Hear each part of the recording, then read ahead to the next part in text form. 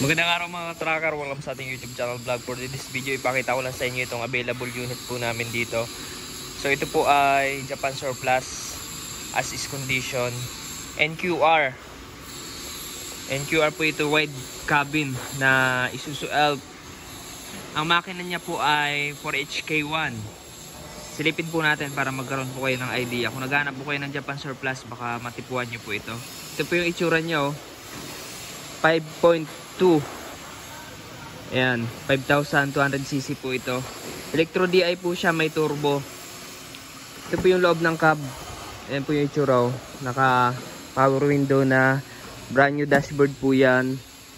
Yung pagka-convert namin. So hindi namin binalik yung dating dashboard niya na pang right hand drive, kundi pinalitan na po namin ng brand new. Tapos ito po yung mga upuan. Ito, ganito po talaga itsura kapag as is condition sa amin. So kung ano po yung itsura sa Japan ng pintura, tapos yung dito sa loob, ganun pa rin po. Pero ipapapolstery po namin yan, papalagyan namin ng floor matting kapag nirecondition. Pero complete standard lights and accessories po yan kapag nilabas. So ayan, ang gulong niya naman, ang sukat niya ay 225 by 80R 17.5, and then 6 stud siya, naka brake drum, and then suspension harap likod molly po yan. So ito po 4HK1 po, cargo NQR. So may basag ng konti yung windshield, pero pwede natin papalitan yan.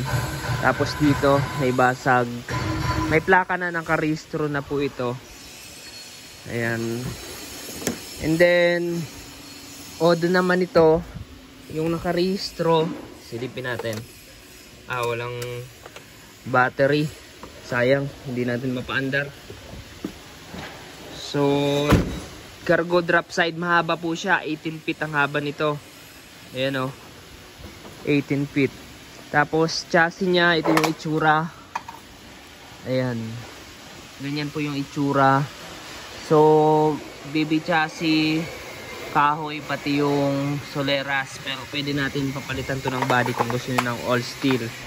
Ito yung reserva, may 2 layers running guard, makakapal yung gulong nito. 6-wheeler po ito, 4x2.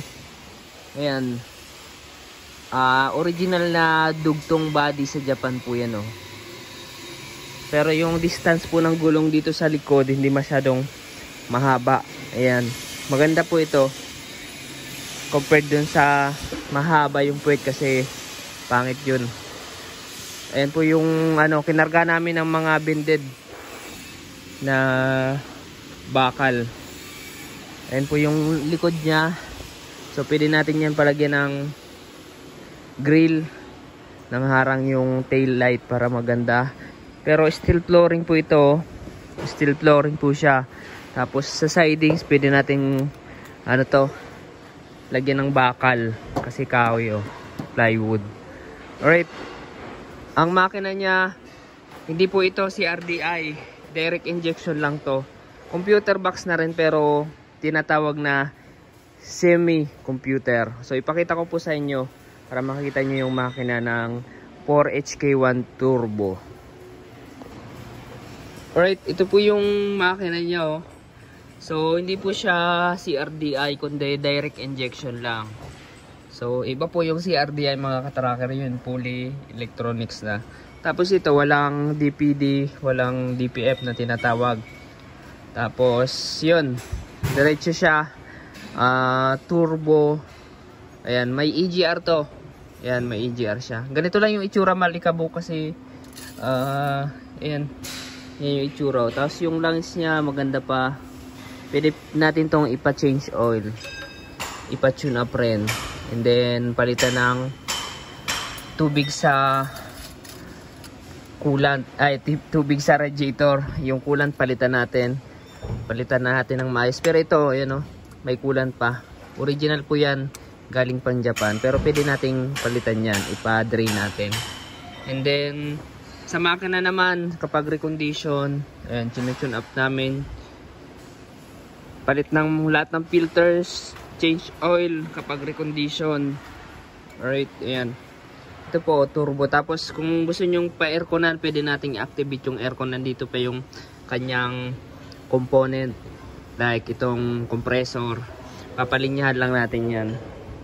So ayan o, turbo. 5.0, 5.2 mga katracker o. May EGR. Right? So, ayan o. Kung naghahanap po kayo, punta lamang po kayo dito. Bukas po kami ng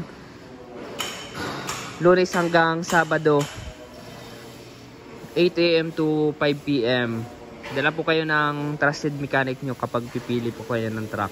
So dito naman ang mode of payment po namin, cash and financing. Kapag cash, down lamang kayo ng 10% for reservation, and then umpisa na po yung pag-recon ng unit, and then pwede nyo pong bayaran na kapag nasa kalahati na yung progress ng truck, or kapag ilalabas na yung truck, pwede naman po yung full payment. Sa financing naman, meron lang po kaming accredited financing company na pwede nyo pong pag-applyan. Kailangan lang po ng mga requirements like Xerox ID, business permit DTI, and then yung PILA form, tapos 3 months latest bank statement. Ayan. So, ayan po. Ayan o, mahaba na yan mga katracker. Pwede natin yung papalitan ng body kung gusto nyo ng close band. Ayan. Kung gusto nyo ng all steel, pwede nating pagawan niya ng localized body. Alright, so hindi natin mapaandar. Walang battery. Okay, so dito ko lamang po tatapusin tong video na to. Paki-like naman to video na to kung nagustuhan nyo yung truck. Mag-comment kung may tanong po kayo, and share na rin po, and then paki-follow po yung ating FB page, at kung gusto nyo pong mag-inquire, message lamang po kayo doon. Maraming salamat. Ayan, paki-subscribe naman. Shoutout sa mga solid subscribers natin dyan. God bless. Bye bye.